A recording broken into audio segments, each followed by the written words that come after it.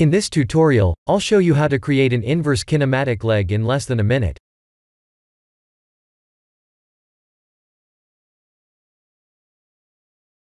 The leg on the left doesn't have the IK feature added, and the one on the right has one.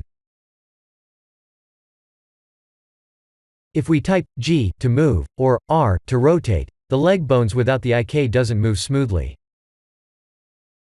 We can move the bones to pose the mesh well, but the posing procedure will take more time.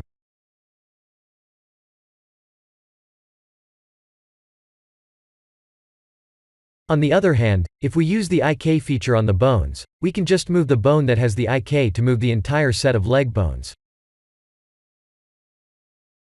That's the power of IK. I'll show you how to create this IK chain in less than a minute.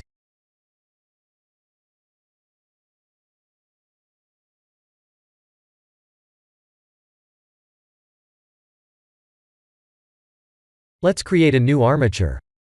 Tab to go to edit mode, and E to extrude.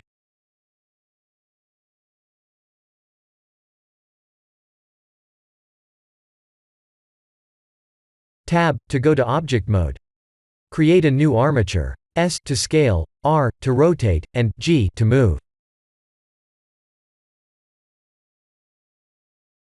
Shift select both meshes and Ctrl J to join them.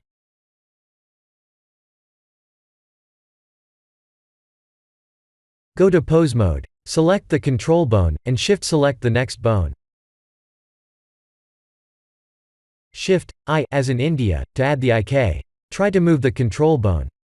To avoid the bone from bending toward the wrong direction, go to edit mode and rotate the second bone toward the angle we want it to bend to.